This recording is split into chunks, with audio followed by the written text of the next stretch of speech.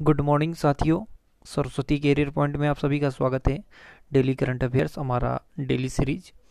I hope कि आप लोगों को अच्छा लगा होगा और आप इसको एंजॉय कर रहे होंगे। पढ़ते समय कोई ज़्यादा दिक्कत नहीं हो रही होगी।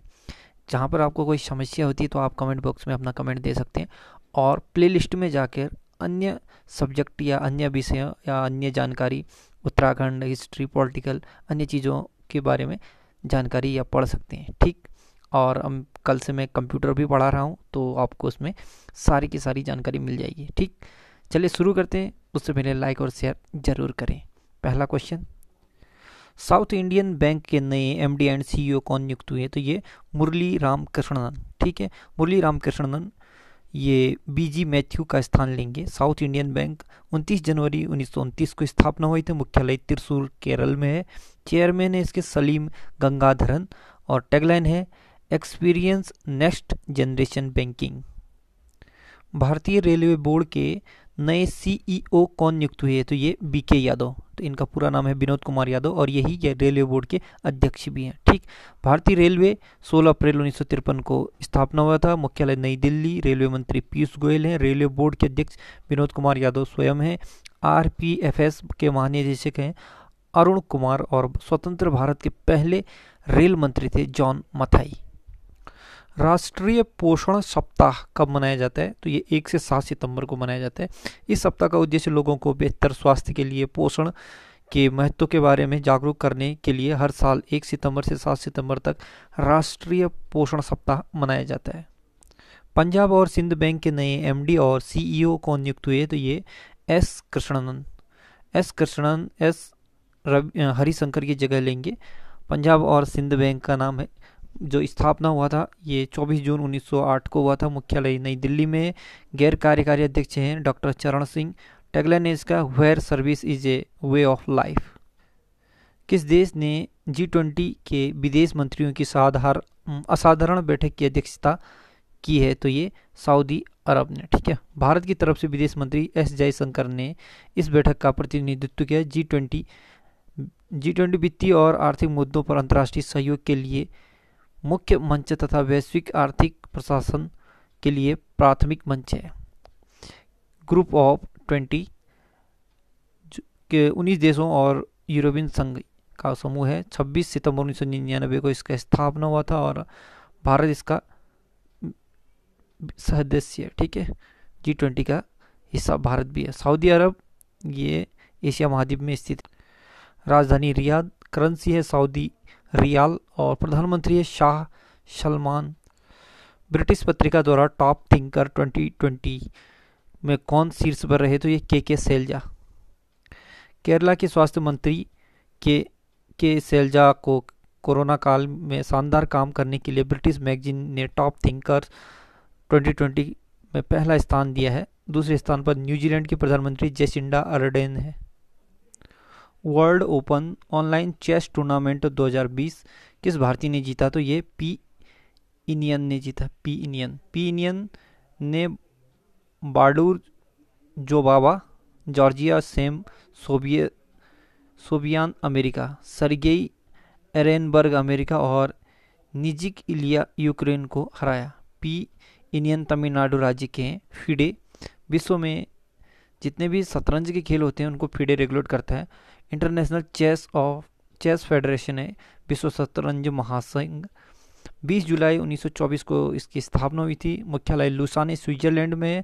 अध्यक्ष हैं आर्कडी डवोरकोविच। चैरिटी का अंतर्राष्ट्रीय दिवस 5 सितंबर को मनाया जाता है। ठीक, 5 सितंबर को शिक्षक दिवस मनाया जाता है भारत में। अंतर्राष्ट्रीय चैरिटी दिवस का मुख्य उद्देश्य लोगों को दान देने के बारे में जागरूक करना। यह दिवस पहली बार 2013 में मनाया गया था। इस दिवस को मनाने की घोषणा संयुक्त राष्ट्र संघ ने की थी। पोप फ्रांसिस की नई पुस्तक लेट अस ड्रीम दिसंबर 2020 में रिलीज होगी। इस पुस्तक के लेखक कौन है? यह ऑस्टेन यूरेग है। ऑस्टेन यूरेग। किस कंपनी ने all India management association Chanakya national management games 2020 जीता है? तो एनटीपीसी ने जीता। ये आईमा। एनटीपीसी भारत की सबसे बड़ी बिजली उत्पादक कंपनी है। National thermal power corporation limited, राष्ट्रीय ताप विद्युत निगम लिमिटेड, 7 नवंबर 1975 को स्थापना हुई थी और मुख्यालय नई दिल्ली में है। भारत की पहली महिला एम्बुलेंस ड्राइवर कौन बनी? तो ये M Veerlakshmi. M Veerlakshmi M Veerlakshmi Tamil Nadu राज्य में नियुक्त हुई है।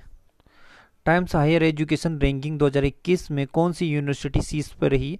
तो ये ऑक्सफोर्ड यूनिवर्सिटी रही है। ठीक, पहले स्थान पर ऑक्सफोर्ड यूनिवर्सिटी जो यूके में है, दूसरे स्थान पर स्टैनफोर्ड यूनिवर्सिटी यूएस का है, तीसरे स्थान पर है हार्वर्ड यूनिवर्सिटी। टेनिस में सबसे ज़्यादा मैच जीतने वाली खिलाड़ी कौन बनी? तो ये सेरेना विलियम्स, ये अमेरिका की हैं। सेरेना विलियम अमेरिकी टेनिस खिलाड़ी हैं। ATP association of tennis professional स्थापना सितंबर 1972 को, मुख्यालय लंदन यूके में है और अध्यक्ष हैं एंड्रिया गाउडेंजी। गैरी स्ट्रीट को किस देश के पुरुष क्रिकेट टीम का मुख्य कोच नियुक्त किया है? तो ये न्यूजीलैंड के हैं। न्यूजीलैंड राजधानी वेलिंगटन, करेंसी न्यूजीलैंड डॉलर, प्रधानमंत्री जेसिंडा अर्डन। किसने water heroes share your stories नामक प्रतियोगिता शुरू की? तो ये जल शक्ति मंत्रालय ने। यह प्रतियोगिता जल के संरक्षण को बढ़ावा देने के लिए शुरू की गई है। गजेंद्र शेखावत हमारे देश के केंद्रीय जल शक्ति मंत्री हैं। ये थे आज के करंट अफेयर। अब कुछ पुराने जो भी करंट अफेयर थे उनको वन लाइनर फॉर्मेट में इसके साथ रिवीजन करवा देता हूँ और वो एक साथ वन लाइनर फॉर्मेट में होंगे। ठीक है, चलिए शुरू करें। बांग्लादेश में भारत का राजदूत किसे नियुक्त किया गया? तो ये विक्रम दुर्राईस्वामी को। किस बैंक ने डिजिटल बैंकिंग अभियान डिजिटल अपनाए शुरू किया है? तो ये पीएनबी बैंक ने। 15 अगस्त 2020 को स्वतंत्रता दिवस की कौन सी वर्षगांठ मनाई गई? तो 74वीं। गो एयर के नए सीईओ कौन नियुक्त हुए? ये कौशिक खन्ना। शिक्षा मंत्रालय द्वारा जारी केंद्रीय विश्वविद्यालयों की सूची में कौन सा विश्वविद्यालय शीर्ष पर रहा? जामिया मिलिया इस्लामिया। कौन सा राज्य स्वास्थ्य और कल्याण केंद्रों के संचालन की रैंकिंग में शीर्ष पर रहा? तो ये पंजाब। कहाँ के परिवहन विभाग में ब्लूमबर्ग फिलॉन्थ्रॉपी के साथ समझौता किया? तो नई दिल्ली ने। ये परिवहन विभाग है, ब्लूमबर्ग फिलॉन्थ्रॉपी के साथ समझौता किया है। कौन सा राज्य सबसे ज़्यादा कोविड टेस्ट कराने वाला राज्य बन गया है? तो उत्तर प्रदेश बन गया है। किसने सृजन पोर्टल लॉन्च किया है? तो ये राजनाथ सिंह ने। चेतन चौहान का कोरोना वायरस के कारण निधन हुआ है, वो क्या थे? वो एक क्रिकेटर थे। किसने डॉल्फिन परियोजना को शुरू करने की घोषणा की है? नरेंद्र मोदी प्रधानमंत्री ने। किस भारतीय क्रिकेटर ने अंतर्राष्ट्रीय क्रिकेट से संन्यास लेने की घोषणा की? तो महेंद्र सिंह धोनी और सुरेश रैना ने एक साथ किया है। किस शहर में कोरोना की सबसे सस्ती दवा फेविलो लॉन्च हुआ है? तो ये हैदराबाद ने किया इसे। किस विश्वविद्यालय ने इलेक्ट्रॉनिक मास्क बनाया है? तो ये इलेक्ट्रॉनिक मास्क बनाया है जवादपुर विश्वविद्यालय ने। कौन सी कंपनी टोक्यो ओलंपिक में भारतीय टीम की आधिकारिक प्रायोजक होगी? तो ये इनॉक्स ग्रुप। कोरोना कविता काल पुस्तक लॉन्च हुई है, पुस्तक किसने लिखी है? तो ये PS श्रीधरन पिल्लई ने। कोरोना कविता काल। ठीक। मेलांज बाय लाइफस्टाइल के नए ब्रांड एम्बेसडर कौन नियुक्त हुए हैं? तो दीपिका पादुकोण। अंतर्राष्ट्रीय लेफ्ट हैंडर्स दिवस कब मनाया जाता है? 13 अगस्त को। किस राज्य सरकार ने छात्रों को मुफ्त मोबाइल हैंडसेट वितरित करने की योजना बनाई? तो पंजाब ने। प्रोडॉट कंपनी के नए ब्रांड एम्बेसडर कौन नियुक्त हुए हैं या बनाए गए हैं? तो ये रजत कपूर। ताइवान ने F-16 की खरीद के लिए किस देश के साथ समझौता किया? तो अमेरिका के साथ। कोविड-19 वैक्सीन की खरीद और प्रबंधन पर राष्ट्रीय विशेषज्ञ समिति के अध्यक्ष कौन नियुक्त हुए? तो ये डॉक्टर BK पॉल। किसे ग्रामोदय बंधु मित्र पुरस्कार से सम्मानित किया गया? सुधा शर्मा को। ई-बाइक गो के ब्रांड एम्बेसडर कौन बने हैं? तो ये हरभजन सिंह। ई-बाइक गो। WHO की रिपोर्ट के अनुसार विश्व भर में कितने प्रतिशत स्कूलों में बुनियादी हाथ धोने की सुविधा अभाव है? तो 43%। किस बैंक ने किसान क्रेडिट कार्ड समीक्षा विकल्प पेश किया? तो SBI ने। भारत सरकार ने किस वर्ष तक शून्य सड़क मृत्यु दर का लक्ष्य निर्धारित किया? तो 2030 तक। ई कॉमर्स कंपनी ने अपना पहला स्टार्टअप एक्सलेटर प्रोग्राम किस लीप लॉन्च किया है? तो ये फ्लिपकार्ट ने। किसने फार्मूला 1 स्पेनिश ग्रैंड प्रिक्स 2020 जीता? तो लुइस हैमिल्टन ने। तो साथियों, आज का करंट अफेयर यहाँ पे समाप्त होता है। फिर नई सीरीज के साथ कल हाजिर होंगे। तब तक के लिए गुड लक। अपना ख्याल रखिए। जाते जाते एक खबर, सर्वोच्च महिला सम्मान नारी शक्ति पुरस्कार से पुरस्कृत उत्तराखंड के लोक गीतों और संगीत के संरक्षण में लगी डॉक्टर माधुरी बर्थवाल, ठीक है, इन्हें दिया गया है।